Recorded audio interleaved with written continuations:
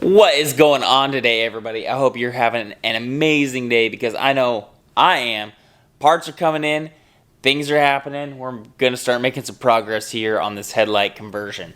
So, first things first, parts that came in is some actual leads for these lights. Now, these are for Acura leads, so we can go ahead and put the Acura lights and test them and make sure that they work and all the other fun stuff.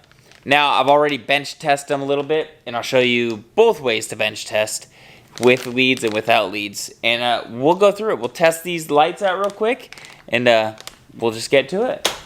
Quick run through of the things you're going to need. Couple picks. Now, these can be substituted for like a paper clip. Get a couple paper clips, and then it makes it easier to get into all these little holes to get to all those little pins. So there's 12 pins in there.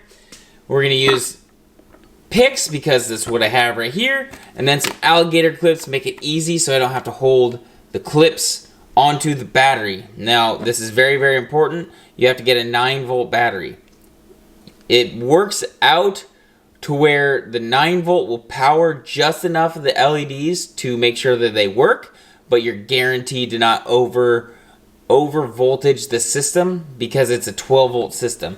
So we'll grab a 9-volt. We've got our plus and our minus. I've got a black and red lead so I know which one's what, and then some probing picks. So we'll go ahead and get this apparatus set up, and then what we want to do is we want to test a couple of these pins. So this is going to probably be pretty hard to see, but you've got the pins in there, and there's 2 marks on the top. Those 2 marks dictate the top of the pin, and with that, the very first one is your turn signal. The top row, top right is turn signal, and then after that, you've got a ground and a ground. So then we go all the way over to the top left, and we've got our side markers up there. Now with that, we've got 2 rows. We're gonna go down a row, the bottom right, which is number 7 pin. This one is the main one. So this is a high beam input. Now we'll skip over to the far left.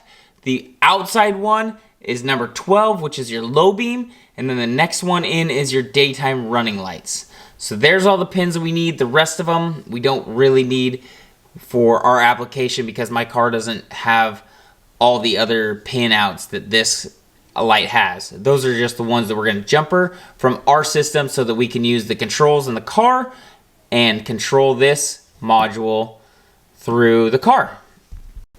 So here we've got our basic setup going on. We've got our battery, we've got our positive, or our red on our positive side, which is the small side, our black on the negative side, which is the bigger side, running out, and I've got my orange probe as red, my black probe as the gray. So that way I can differentiate. I've got all the colors on red, red's my positive, all the neutral colors are on my black. So now we can go ahead and start probing some of these to check this light and make sure that it's working. Now with this, there is a little bit of a, I don't know if it's a precaution or what you would call it, but since it's a 9-volt system, it's not reaching the peak of the 12-volt, nor does it have the amperage that your car is going to put out. So this will power 12-volt systems, but you're not going to start a car off of it, if that makes sense. You can power LEDs pretty efficiently with a 9-volt. I think they go down to 5. Some even go all the way down to 3. But majority of your LEDs can be powered on just by the 9-volt. Now, if you get a bunch of flickering, that's just because it's not reaching the full amperage. You're turning it on, and it's taking too much of the battery, and then it's shutting off.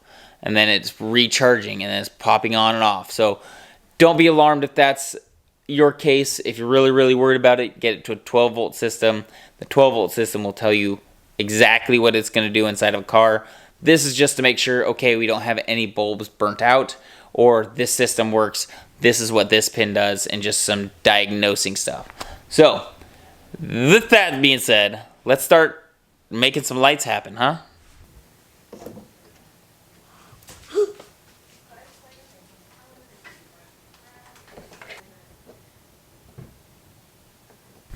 So now we've gone through, we've checked everything by probing. We can also go ahead and put our little dongle lead, connector lead onto the system and double check it that way, because now we know the light works through that. Let's double check and make sure that this works, because we know everything on that light works. So we're just going to double check, and then we can start building a harness to adapt to the Subaru or whatever car you're putting it in. So let's go ahead, put this in, put it on each light, and go through and double check everything.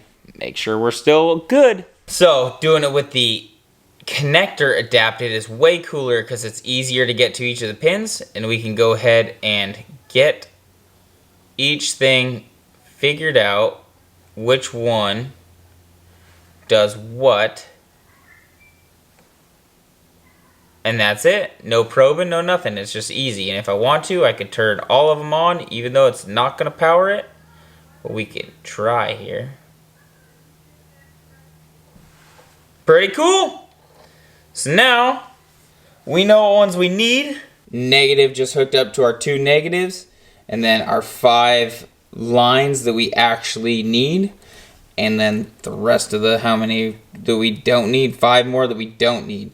So we can go ahead and figure out which one of these does what. We'll label them, and then we'll go over and take the Subaru one off and match them up to that.